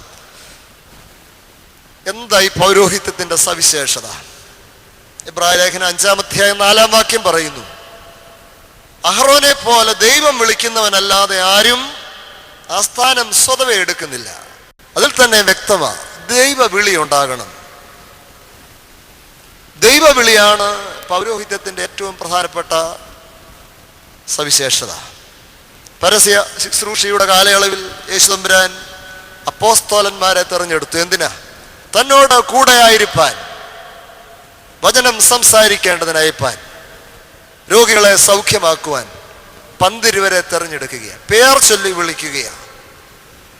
തന്നോട് കൂടെ നടക്കുവാൻ, തൻ്റെ അത്ഭുതങ്ങളിൽ പങ്കുചേരുവാൻ, സഹായിക്കാൻ ഒക്കെ അനേകർ കൂടെയുണ്ട്. പക്ഷെങ്കിൽ ഇവിടെ ഇതാ 12 പേർ ചൊല്ലി വിളിച്ചത് ചില പ്രത്യേക നൽവരങ്ങൾ നൽകുവാൻ വേണ്ടിയാണ്. അതാണ് ദൈവത്തിൻ്റെ വിളി എന്ന് പറയുന്നത്. യേശുതമ്പുരാൻ 3.5 വർഷക്കാലം കൂടെ കൊണ്ടു നടന്ന് അവർക്ക് പ്രത്യേകമായ ചില പരിശീലനങ്ങൾ കൊടുക്കുകയാണ്. പുനരുത്ഥാന ശേഷം ഈ പൗരോഹിത്യത്തിൻ്റെ അധികാരത്തിലേക്ക് അവരെ സ്ഥാപിക്കുകയാണ്, വാഴിക്കുകയാണ്. പെന്തിക്കോസ്തി ഇവിടെ പരിശുദ്ധമായ ദിനം പ്രത്യേകമായ പരിശുദ്ധാത്മാവിൻ്റെ നൽവരങ്ങൾ അവരിലേക്ക് പകർന്ന് നൽകുകയാണ്. അപ്പോസ്തല പ്രവൃത്തി 2-ാം അധ്യായം 1 മുതൽ 4 വരെ വാക്യങ്ങൾ. അപ്പോസ്തലനായ പൗലോസ് ഈ മഹാപൗരോഹിത്യത്തെക്കുറിച്ച് പറയുന്നുണ്ട്. അവർ മഹാപുരോഹിതനായ യേശു ക്രിസ്തുവിൻ്റെ സ്ഥാനാപതികളായിരുന്നു. They are the ambassadors of Jesus Christ. 2 കൊരിന്ത്യർ 5:20, 1 കൊരിന്ത്യർ 4:1. ദൈവമർമ്മങ്ങളുടെ ഗ്രഹവിചാരകന്മാരായിരുന്നു. ഒരു പക്ഷേ പൗലോസ് ഇതേ പേര് തന്നെ എടുക്കുന്നുണ്ട്, പുരോഹിതൻ. മറ്റെങ്ങും കൂടുതലായി നമ്മൾ ഈ പദവി കാണുന്നില്ല. മഹാപുരോഹിതനായ യേശു ക്രിസ്തു ശിഷ്യന്മാരെ വിളിച്ച് വേർതിരിച്ച് അപ്പോസ്തോലന്മാരായിട്ട് തെരഞ്ഞെടുക്കുമ്പോഴും അവിടെ എങ്ങും കാണാത്ത ഒരു പദവിയാണ് ഈ പുരോഹിതൻ എന്നുള്ള സ്ഥാനം. എന്തുകൊണ്ടാണിത് കൂടുതലായി അക്കാലത്ത് ശ്ലീഹന്മാർ ഉപയോഗിക്കാഞ്ഞത് എന്ന് ചോദിക്കുമ്പോൾ, കാരണം അന്ന് യഹൂദ മര്യാദ പ്രകാരം പുരോഹിതന്മാർ നിലവിലുണ്ട്. പുരോഹിതന്മാരും വികലമാക്കിയ ആ പൗരോഹിത്യത്തിൻ്റെ പിന്തുടർച്ച അന്നുമുണ്ട്. ദേവാലയം AD 70 തീത്തൂസ് വന്ന് നശിപ്പിക്കുന്നത് വരെയും ഈ പൗരോഹിത്യത്തിൻ്റെ മുറ നടന്നു വരിക. അതുകൊണ്ട് ഒരു പക്ഷേ ശ്ലീഹന്മാർ ഈ ഒരു പദവി അവർ കൂടുതലായി കൈകാര്യം ചെയ്തുവെങ്കിലും ഈ ഒരു പദവി അവർ വീണ്ടും ആവർത്തിക്കുന്നില്ല. എന്നാൽ റോമാലേഖനത്തിലേക്ക് നാം വരുമ്പോൾ പരിശുദ്ധനായ പൗലോസ് ശ്ലീഹ ഈ ഒരു പദവി താൻ സ്വയം ശിരസ വഹിച്ചതായി നാം കാണുന്നു. റോമാലേഖനം 15:15.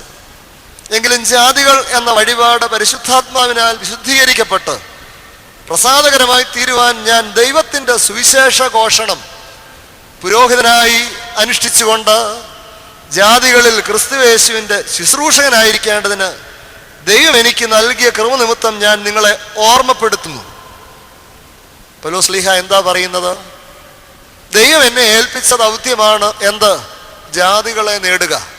അതുകൊണ്ട് ജാതികളെ നേടുവാൻ വേണ്ടി ഈ വേല ഞാൻ നിർവഹിക്കുന്നു. ആരായിട്ട്? പുരോഹിതനായി ഈ ശുശ്രൂഷ ഞാൻ അനുഷ്ഠിക്കുന്നു. ഓർക്കേണ്ടത്, പൗലോസ് ശ്ലീഹ ഈ ഒരു പദവി വളരെ അഭിമാനത്തോടെ കാണുകയാണ്. പഴയ നിയമ പൗരോഹിത്യം, ലേവ്യ പൗരോഹിത്യം, അഹ്റോന്യ പൗരോഹിത്യം ഒക്കെ നിലവിലിരിക്കുമ്പോൾ പൗലോസ് ശ്ലീഹ താൻ ഒരു പുരോഹിതനാണ്, യേശുക്രിസ്തുവിനാൽ തെരഞ്ഞെടുക്കപ്പെട്ട ഒരു പുരോഹിതനാണ് എന്ന് വളരെ വ്യക്തമായിട്ട് ഈ ഭാഗത്ത് പറയുകയാണ്. അതുകൊണ്ട് ദൈവമർമ്മങ്ങളുടെ ഗ്രഹവിചാരകന്മാരാണ് വീണ്ടും യേശുക്രിസ്തുവിൻ്റെ സ്ഥാനാപതികൾ. യേശുക്രിസ്തുവിന് വേണ്ടി അംബാസഡേഴ്സായി പ്രവർത്തിക്കുക. മറ്റ് രാജ്യങ്ങളുടെ അംബാസഡേഴ്സ് നമ്മുടെ രാജ്യത്തുണ്ട്. എന്താ അവരുടെ ജോലി? അമേരിക്കയുടെ അംബാസഡർ അമേരിക്കയുടെ നയങ്ങൾ ഭാരതത്തെ അറിയിക്കുന്നു, ഭാരതത്തിൻ്റെ പുതിയ നീക്കങ്ങൾ അമേരിക്കയെ അറിയിക്കുന്നു. അതാണ് അംബാസഡേഴ്സിൻ്റെ ജോലി. ഇവിടെ ഇതാ പുരോഹിതൻ മധ്യസ്ഥനായി നിന്നുകൊണ്ട് ദൈവത്തിനും ജനത്തിനും നടുവിൽ നിന്നുകൊണ്ട്, ജനത്തിൻ്റെ നടുവിൽ നിന്നുകൊണ്ട് ദൈവസന്നിധിയിലേക്ക് മധ്യസ്ഥ അണയ്ക്കുകയാണ്. അവിടെയാണ് ദൈവമർമ്മങ്ങളുടെ ഗ്രഹവിചാരകന്മാരായി നിന്നുകൊണ്ട് ഏൽപ്പിക്കപ്പെട്ട താലന്തുകളെ വ്യാപാരം ചെയ്യുകയാണ്. ഇവിടെ ഇതാ മേശമേൽ ശുശ്രൂഷ അനുഷ്ഠിച്ചുകൊണ്ട് ജനത്തിനാവശ്യമായിരിക്കുന്ന നിത്യജീവന്റെ വഴിയാഹാരങ്ങൾ വാരി വിളമ്പുകയാണ്. ദൈവമർമ്മങ്ങളുടെ ഗ്രഹവിചാരകന്മാരായി അവർ പരിവർത്തിക്കുകയാണ്. ക്രിസ്തുവിൻ്റെ ശരീരമായ സഭയിൽ സ്വർഗീയ കൃപാവരങ്ങളാകുന്ന ഉറവകളെ ഒഴുക്കുന്ന നീർച്ചാലുകളായി അവർ പ്രവർത്തിക്കുകയാണ്. പൗരോഹിത്യ സ്ഥാനത്തേക്ക് വിളിക്കുന്നത് മൺമേരായ സാധാരണ മനുഷ്യരെയാണ്. പക്ഷെങ്കിൽ വിളിച്ചത് മറ്റാരുമല്ല, പരിശുദ്ധാത്മാവ. സിഹ്യോൻ മാളികയിൽ തീനാവ് പോലെ വെളിപ്പെട്ട് വിദ്യാവിഹീനരായിരുന്ന മുക്കുവന്മാർ ഭൂമിയുടെ അറ്റം വരെ കടന്നു ചെല്ലുവാൻ അവരെ പ്രാപ്തരാക്കി അതേ പരിശുദ്ധ റൂഹ യോഗ്യതയില്ലാത്ത മൺമേരായ അയോഗ്യരായ മനുഷ്യമക്കളെ തെരഞ്ഞെടുത്ത് അവർക്കാവശ്യമായിരിക്കുന്ന നൽവരങ്ങൾ പകർത്ത് നൽകുകയാണ്. അതുകൊണ്ട് വ്യക്തിയുടെ യോഗ്യത നോക്കിയല്ല, മറിച്ച് അഹ്റോനെ പോലെ ദൈവം വിളിച്ചു എന്നുള്ളതാണ് ഇതിൻ്റെ അടിസ്ഥാന മാനദണ്ഡം. രണ്ടാമതായി വിളിയും തെരഞ്ഞെടുപ്പും പൗലോസ് ശ്ലീഹ അത് പറയുന്നുണ്ട്. ആകയാൽ നിങ്ങളുടെ വിളിയും തെരഞ്ഞെടുപ്പും ഉറപ്പാക്കുവാൻ അധികം ശ്രമിക്കണം. യേശുദമ്പുരാൻ തന്നെ കൽപ്പിച്ചു, നിങ്ങൾ എന്നെ തെരഞ്ഞെടുത്തതല്ല, ഞാൻ നിങ്ങളെ തെരഞ്ഞെടുത്തു. എന്തിനാ? നിങ്ങൾ പോയി ഫലം കായ്ക്കേണ്ടതിന്, നിങ്ങളുടെ ഫലം എന്നും നിലനിൽക്കേണ്ടതിന്. ആദിമ സഭ പൗരോഹിത്യത്തിൻ്റെ പ്രഥമ പടിയിലേക്ക്, ശമാശ പദവിയിലേക്ക് 7 പേരെ തിരഞ്ഞെടുക്കുകയാണ്. അവിടെ നാം കാണുന്ന മാനദണ്ഡം എന്താ? ആത്മാവും ജ്ഞാനവും നിറഞ്ഞ സാക്ഷ്യമുള്ള 7 പേർ. അക്കൂട്ടത്തിൽ സ്തെഫാനോസ് അഗ്രഗണ്യനായിരുന്നു. 7 പുരുഷന്മാരെ ആദിമസഭ തെരഞ്ഞെടുത്ത് ഈ പ്രധാനപ്പെട്ട വേലയിലേക്ക്, ശുശ്രൂഷയിലേക്ക് നിയോഗിക്കുക. അപ്പോസ്തല പ്രവൃത്തി 6:3. വൈദിക സ്ഥാനത്തേക്കുള്ള യോഗ്യതകൾ പൗലോസ് വ്യക്തമാക്കുന്നുണ്ട്. 1 തീമോത്തിയോസ് 3-ാം അധ്യായം 1 മുതൽ 33 വരെയുള്ള വാക്യങ്ങൾ, തീത്തോസ് 1:6, 7, 8, 9 വാക്യങ്ങൾ. കൂദാശകളാകുന്ന രുചികരമായ പുൽമാലികളിലേക്ക് തൻ്റെ ആടുകളെ നയിക്കുവാനും ആത്മാക്കൾക്കായി പതിയിരിക്കുന്ന ആരെ വിഴുങ്ങേണ്ടുവെന്ന ഭാവത്തോടെ തിരഞ്ഞു ചുറ്റുന്ന ചെന്നായ്ക്കളിൽ നിന്ന്, ഘോരസർപ്പത്തിൽ നിന്ന് അവയെ രക്ഷിക്കുവാൻ പുരോഹിതന് കടമയുണ്ട്. അതോടൊപ്പം തന്നെ ശരീര രക്തങ്ങൾ, ദിവ്യരഹസ്യങ്ങളെ ഭാഗിച്ച് നൽകുവാൻ പാപരോഗത്തിൽ നിന്ന് ആത്മാക്കൾക്ക് ചികിത്സ നൽകുവാൻ തെരഞ്ഞെടുക്കപ്പെട്ട പുരോഹിതന്മാർ. അതാണ് തെരഞ്ഞെടുപ്പിൻ്റെ ആഴമായ അർത്ഥം. മൂന്നാമതായി പൗരോഹിത്യ കൈവപ്പ് നാം മനസ്സിലാക്കണം.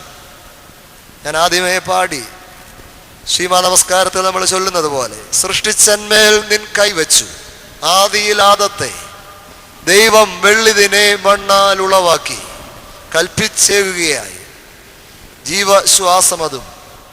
ഓർക്കേണ്ടത്, സൃഷ്ടിച്ചു, എൻ്റെ മേൽ നീ കൈവച്ചു. ഈ കൈവപ്പ് അത് വ്യക്തമായി അതിനെക്കുറിച്ച് ഒരു ബോധം നമുക്ക് ആവശ്യമാണ്. ഇവിടെ ഇതാ യേശു തമ്പുരാൻ തെരഞ്ഞെടുത്ത 12 പേർ തൻ്റെ രക്ഷണീയ വ്യാപാര ഫലം താൻ വരുന്നത് വരെ നിലനിൽക്കണമെന്നുള്ള തീവ്രമായ ഉദ്ദേശത്തോടെ 12 പേരെ തെരഞ്ഞെടുത്തു, നിയോഗിച്ചു. അവരെ ഫലമേൽപ്പിച്ച് അപ്പോസ്തോലികത്വത്തിൻ്റെ അപ്പോസ്തോലനായ ക്രിസ്തു അപ്പോസ്തോലികമായ ചില നൽവരങ്ങൾ, പൗരോഹിത്യത്തിൻ്റെ ചില താലന്തുകൾ, അധികാരം അവർക്ക് കൈമാറുകയാണ്. ഭൂമിയുടെ നാനാഭാഗങ്ങളിലേക്ക് അവരെ പറഞ്ഞയക്കുകയാണ്. കർത്താവിൻ്റെ തിരുരക്തത്താൽ വിലയ്ക്ക് വാങ്ങിയ പരിശുദ്ധ സഭ ഈ ഭൂമിയിലായിരിക്കുമ്പോൾ പൗരോഹിത്യ കർമ്മമനുഷ്ഠിക്കുവാൻ, പൗരോഹിത്യ ധർമ്മമനുഷ്ഠിക്കുവാൻ ഇവിടെ ഇതാ 3 ത്രിവിധ ശ്രേണികളെ ക്രമീകരിക്കുകയാണ്. സഭ പൊതുവായി രാജകീയ പുരോഹിത വർഗമാണ്. ഞാനും നിങ്ങളും ഒക്കെ ഈ പൗരോഹിത്യത്തിൻ്റെ എല്ലാവരും മാമോദീസ ഏറ്റ് സഭയോട് ചേർന്നവരെ കുറിച്ച് പത്രോസിന് പറയാനുള്ളത് എന്താ? ആകയാൽ നിങ്ങളോ അന്ധകാരത്തിൽ തൻ്റെ അത്ഭുത പ്രകാശത്തിലേക്ക് നിങ്ങളെ വിളിച്ചവൻ്റെ സൽഗുണങ്ങളെ ഘോഷിപ്പാൻ തെരഞ്ഞെടുക്കപ്പെട്ട ഒരു ജാതിയും രാജകീയ പുരോഹിത വർഗവും വിശുദ്ധ വംശവും സ്വന്തം ജനവുമാണ്. അതുകൊണ്ട് ഈ പൗരോഹിത്യത്തെക്കുറിച്ച് നാം പഠിക്കുമ്പോൾ 2 തരത്തിൽ നാം അതിനെ കാണുന്നു. ഒന്ന്, യൂണിവേഴ്സൽ പ്രീസ്റ്റ്ഹുഡ്, റോയൽ പ്രീസ്റ്റ്ഹുഡ്. ഇത് രാജകീയ പുരോഹിത ഗണമാണ്. ഞാനും നിങ്ങളും മാമോദീസ ഏറ്റ് സഭയോട് ചേർന്നവരെല്ലാം ഈ പൗരോഹിത്യത്തിൻ്റെ ആദ്യ പടിയിൽ പ്രവേശിച്ചിരിക്കുകയാണ്. അതുകൊണ്ട് പൗരോഹിത്യം എല്ലാവർക്കുമുണ്ട്. അതോടൊപ്പം തന്നെ ഈ പൗരോഹിത്യത്തിൻ്റെ നൽവരങ്ങൾ കൈകാര്യം ചെയ്യുവാൻ ചിലരെ പ്രത്യേകമായി തെരഞ്ഞെടുത്ത് അധികാരപ്പെടുത്തുക. ഇതിന് പറയുന്ന പേര് തന്നെ കൈവപ്പ് എന്ന, ഓർഡിനേഷൻ എന്ന് ഇംഗ്ലീഷിൽ പറയും. രാജകീയ പുരോഹിത വർഗമാണ് സഭ മുഴുവനായി. അതോടൊപ്പം തന്നെ അപ്പോസ്തോലിക അധികാരം അത് നിർവഹിക്കുവാൻ വേണ്ടി ആദിമ സഭയിൽ നിലവിലുണ്ടായിരുന്ന ചില സംവിധാനങ്ങളാണ് നമ്മൾ വേദപുസ്തകത്തിൽ കൂടെ മനസ്സിലാക്കേണ്ടത്. ആദിമസഭയിൽ ഈ 3 പൗരോഹിത്യ ശ്രേണി ഉണ്ടായിരുന്നു. എപ്പിസ്കോപ്പോ, കശീശ, ഷമ്മാശൻ. ത്രിവിധ പുരോഹിത ശ്രേണികൾ. അപ്പോസ്തല പ്രവൃത്തി 6-ാം അധ്യായം 6-ാം വാക്യത്തിൽ കുറിച്ച് നാം വായിച്ചു. അവിടെ നാം വായിക്കുന്നു, അവർ പ്രാർത്ഥിച്ചു, അവരുടെ മേൽ കൈവച്ചു. കൈവെപ്പ് മൂലമാണ് ഈ പൗരോഹിത്യ നൽവരങ്ങളെ പകർന്ന് നൽകിയത്. പൗലോസ് തീമോത്തിയോസിനോട് പറയുന്നു, 2 തീമോത്തിയോസ് 1:6, എൻ്റെ കൈവെപ്പ് മൂലം നിന്നിലുള്ള കൃപാവരം നീ ജ്വലിപ്പിക്കണം. എൻ്റെ കൈവെപ്പ് മൂലം നിന്നിലുള്ള കൃപാവരം നീ ജ്വലിപ്പിക്കണം. വീണ്ടും അപ്പോസ്തല പ്രവൃത്തിയിൽ 14:23 നാം വായിക്കുന്നു, അവർ സഭ തോറും അവർക്ക് മൂപ്പന്മാരെ നിയമിച്ചു. വാസ്തവത്തിൽ തെറ്റായ ഒരു പരിഭാഷയാണ്. When they had ordained them elders in every church. ഇത് വെറും അപ്പോയിൻമെൻ്റ് അല്ല, നിയമനമല്ല. പിന്നെ that is an ordination. ഓർഡിനേഷനും അപ്പോയിൻമെൻറ്റും വ്യത്യസ്തമാണ്. ഒരു ഉദ്യോഗസ്ഥൻ കീഴുദ്യോഗസ്ഥനെ അപ്പോയിൻ്റ് ചെയ്യുക, നിയമിക്കുകയാണ്. മേലുദ്യോഗസ്ഥൻ കീഴുദ്യോഗസ്ഥനെ. ഇവിടെ അതിൽ നിന്ന് വ്യത്യസ്തമായി കേവല നിയമനമല്ല, മറിച്ച് മൂപ്പന്മാർ എന്നുള്ളതിന് ഉപയോഗിക്കുന്ന ഗ്രീക്ക് വാക്ക് തന്നെ പ്രസ്ബുറ്ററോയി, അതിൻ്റെ സിംഗുലർ പ്രസ്ബുറ്ററോസ്. വെറും എൽഡേഴ്സ് അല്ല, മൂപ്പൻ. പല അർത്ഥത്തിൽ മൂപ്പൻ എന്നുള്ള പദവി നമ്മൾ ഉപയോഗിക്കാറുണ്ട്. പള്ളികളിലെല്ലാം മൂപ്പന്മാരുണ്ട്. അവർക്ക് അവരുടേതായ ചില ദൗത്യങ്ങളും ചുമതലകളും ഒക്കെ ഉണ്ട്. ആ മൂപ്പന്മാരെ അല്ല ഇവിടെ ഉദ്ദേശിക്കുന്നത്, പ്രായത്തിൽ മൂപ്പായവരെയും അല്ല ഉദ്ദേശിക്കുന്നത്. പ്രസ്ബുറ്ററോയി എന്ന് പറയുമ്പോൾ അത് അധികാരപ്പെട്ട നൽവരങ്ങൾ പകർന്ന് നൽകിയ ചില പദവികളാണ്. അത് വെറുതെ നിയമിച്ചതുമല്ല, മറിച്ച് കൈവപ്പ് മൂലം ലഭിച്ച നിയമനമാണ് എന്നുകൂടെ നമ്മൾ തിരിച്ചറിയണം. ഇതേ ആശയം തന്നെ പല ഭാഗങ്ങളിൽ നമ്മൾ കാണുന്നുണ്ട്. തീത്തോസിന് എഴുതിയ ലേഖനം 1-ാം അധ്യായം 5-ാം വാക്യം, അവിടെയും നമ്മൾ ഇത് തന്നെ കാണുന്നുണ്ട്. പട്ടണം തോറും മൂപ്പന്മാരെ ആക്കി വയ്ക്കേണ്ടതിനും അല്ല, ആൻഡ് ഓർഡൈൻഡ് എൽഡേഴ്സ് എന്ന് പറയുമ്പോൾ വെറുതെ ആക്കി വെച്ചാൽ പോരാ, നിയമിച്ചാൽ പോരാ, പിന്നെ കൈവപ്പിനാൽ അവരെ പൗരോഹിത്യത്തിൻ്റെ നൽവരങ്ങൾ പകർന്ന് നൽകുന്ന കാഴ്ചയാണ് നമുക്ക് കാണാനായിട്ട് സാധിക്കുന്നത്. യാക്കോബിൻ്റെ ലേഖനം 5-ാം അധ്യായം 1-ാം വാക്യത്തിലും ഇതേ ആശയം തന്നെ നമ്മൾ കാണുന്നുണ്ട്. സഭയിലെ മൂപ്പന്മാരെ വിളിക്കണം. എപ്പോഴാ? നിങ്ങളിൽ ഒരുവൻ രോഗിയാണെങ്കിൽ സഭയിലെ ആരായി മൂപ്പൻ? അച്ഛന് കാപ്പിയുമായി വരുന്ന, ഫ്ലാസ്കുമായി വരുന്ന ചുമതലപ്പെട്ട മൂപ്പനെയാണോ ഉദ്ദേശിക്കുന്നത്? അല്ല. സഭയിലെ, അത് നമ്മുടെ പെഷീറ്റ ബൈബിൾ പരിശോധിക്കുമ്പോൾ കുറെ കൂടെ വ്യക്തമാണ്. സഭയിലെ കശീശന്മാരെ വിളിക്കട്ടെ. ആരായി കശീശ? കശീശയാണ് പ്രസ്ബിറ്ററോസ്. എൽഡേഴ്സ് എന്ന് പറഞ്ഞാൽ പോരാ, പ്രസ്ബിറ്ററോസ്, കശീശ. പുരോഹിതന്മാരെ വിളിക്കട്ടെ, അല്ലേ? ഒരുവൻ, വീണ്ടും മറ്റൊരു പദവിയെക്കുറിച്ച് നാം വായിക്കുന്നുണ്ട്. ഒരുവൻ അധ്യക്ഷ സ്ഥാനം കാക്ഷിക്കുന്നുവെങ്കിൽ, എവിടെ പറയുന്നേ? 1 തീമോത്തിയോസ് 3:1. 1 തീമോത്തിയോസ് 3:1. എന്താ നാം അവിടെ കാണുന്നത്? ഒരുവൻ അധ്യക്ഷ സ്ഥാനം ആഗ്രഹിക്കുന്നുവെങ്കിൽ, കാക്ഷിക്കുന്നുവെങ്കിൽ അത് നല്ല വേലയാണ്. അധ്യക്ഷൻ എങ്ങനെയായിരിക്കണം, ആരായിരിക്കണം എന്നൊക്കെ തുടർന്ന് പറയുന്നുണ്ട്. ആരായിരിക്കണം അധ്യക്ഷൻ? ആരായി അധ്യക്ഷൻ? യോഗത്തിൽ കൺട്രോൾ ചെയ്യുന്ന, നിയന്ത്രിക്കുന്ന ആളെ നമ്മൾ എന്തോ വിളിക്കും? യോഗത്തിൻ്റെ അധ്യക്ഷൻ, പൊതുയോഗത്തിൻ്റെ അധ്യക്ഷൻ. അതാണോ ഇവിടെ ഉദ്ദേശിക്കുന്നത്? അധ്യക്ഷ സ്ഥാനം കേവലം ഒരു ചെയർമാൻ്റെ സ്ഥാനമാണോ? അല്ല ചെയർപേഴ്സന്റെ സ്ഥാനമാണോ? അല്ലെ ഒരു സ്പീക്കറിന്റെ സ്ഥാനമാണോ? അല്ല. ഒരുവൻ അധ്യക്ഷ സ്ഥാനം ആഗ്രഹിക്കും. ആദിമ സഭയുടെ സംവിധാനത്തിൽ, സഭാ ശുശ്രൂഷയിൽ അപ്പോസ്തോലന്മാർ എവിടെയൊക്കെ പോയി പ്രാദേശികമായ സഭ സ്ഥാപിച്ചുവോ, കൊരിന്തിലാകട്ടെ, ഫിലിപ്പിയിലാകട്ടെ, റോമിലാകട്ടെ, എവിടെയൊക്കെ ചെന്ന് സഭ സ്ഥാപിച്ചുവോ, അവിടെ ഏർപ്പെടുത്തിയ ക്രമീകരണമാണ് ഈ പറയുന്ന എപ്പിസ്കോപ്പ, അല്ലെങ്കിൽ ബിഷപ്പ് എന്ന് പറയും, എപ്പിസ്കോപ്പോസ്. വാസ്തവത്തിൽ തിമോത്തിയോസിന്റെ ലേഖനത്തിൽ പറയുന്ന ശരിയായ ഗ്രീക്ക് തർജ്ജമ എപ്പിസ്കോപ്പോയ്. അധ്യക്ഷ സ്ഥാനം ആഗ്രഹിക്കുന്നെങ്കിൽ അധ്യക്ഷൻ, എപ്പിസ്കോപ്പോസ്, എപ്പിസ്കോപ്പോയ്. വളരെ കൃത്യമായിട്ട് അതിനകത്തുണ്ട്. അതുകൊണ്ട് ആദിമസഭയിൽ നിലവിലുണ്ടായിരുന്ന ത്രിവിധ സംവിധാനങ്ങൾ, പൗരോഹിത്യത്തിൻ്റെ 3 ശ്രേണികളെ കുറിച്ച് നമ്മൾ പ്രത്യേകമായിട്ട് മനസ്സിലാക്കുക. അവരുടെ എല്ലാം ചുമതലകൾ ഒരേ ശരീരത്തിൻ്റെ അവയവങ്ങളാണെങ്കിലും വ്യത്യസ്തമാണ്. അതെല്ലാം ശരീരത്തിൻ്റെ പൊതു നന്മയ്ക്ക് വേണ്ടിയാണ്, പൊതു പ്രയോജനത്തിന് വേണ്ടിയാണ്. അതുകൊണ്ട് ഒരു ബിഷപ്പ് സഭയിൽ മഹാപുരോഹിതനായ ക്രിസ്തുവിൻ്റെ പ്രതീകമാണ്, സാന്നിധ്യമാണ്. അതുകൊണ്ടാണ് ആദിമസഭ വിശ്വസിച്ചത്, എവിടെ ബിഷപ്പുണ്ടോ അവിടെ ആരുണ്ട്? യേശു ക്രിസ്തു ഉണ്ട്, സഭയുണ്ട്. ബിഷപ്പുള്ളിടത്ത് സഭയുണ്ട്. വേർതിരിച്ച് കാണുവാനായിട്ട് സാധ്യമല്ല.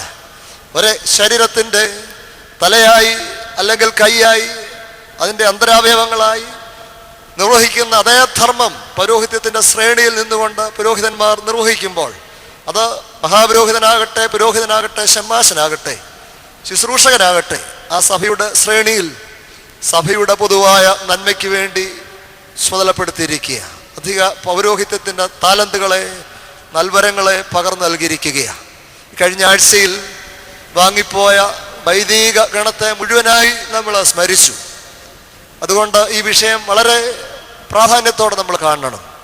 ഓർക്കേണ്ടത്, നിങ്ങളോട് ദൈവവചനം പ്രസംഗിച്ച് നിങ്ങളെ നടത്തിയവരെ, ആത്മീയമായി ജനിപ്പിച്ചവർ, കൂദാശകളാകുന്ന നൽവരങ്ങൾ പകർന്നു നൽകിയവർ, തിരുശരീര രക്തങ്ങളുടെ സംബന്ധികളാക്കിയ വൈദിക ഗണത്തെ പൊതുവായി നമ്മൾ ഓർക്കുമ്പോൾ ഓർക്കേണ്ടത് ഈ പൗരോഹിത്യത്തിൻ്റെ ചുമതലകൾ, സഭയിൽ നിലവിലുണ്ടായിരുന്ന ഈ പൗരോഹിത്യ സംവിധാനങ്ങൾ യേശുക്രിസ്തു പകർന്നു നൽകിയ അപ്പോസ്തലന്മാരിൽ കൂടെ കൈമാറി കിട്ടിയ ഈ പൗരോഹിത്യത്തിൻ്റെ ആ ശ്രേഷ്ഠമായ നൽവരങ്ങൾ, ആ നൽവരങ്ങൾ നമുക്ക് പകർന്നു നൽകിയ പുരോഹിതന്മാരെ ഓർക്കുവാനും ഈ പൗരോഹിത്യത്തോട് ചേർന്ന് ഒപ്പം രാജകീയ പൗരോഹിത്യ കുടുംബത്തിലെ ഒരംഗമായി, സഭയുടെ അംഗമായി, മാമോദീസ വഴിയായി ഞാനും ഈ പൗരോഹിത്യ കുടുംബത്തോട് ചേർന്ന് നിൽക്കുന്നുള്ള ഉത്തമ ബോധ്യത്തോടെ ജീവിപ്പാൻ, പ്രവർത്തിപ്പാൻ, അരുമമക്കളായി വളരുവാൻ ദൈവം നമ്മയും സഹായിച്ച് ശക്തീകരിക്കട്ടെ എന്ന് പ്രാർത്ഥിച്ചുകൊണ്ട്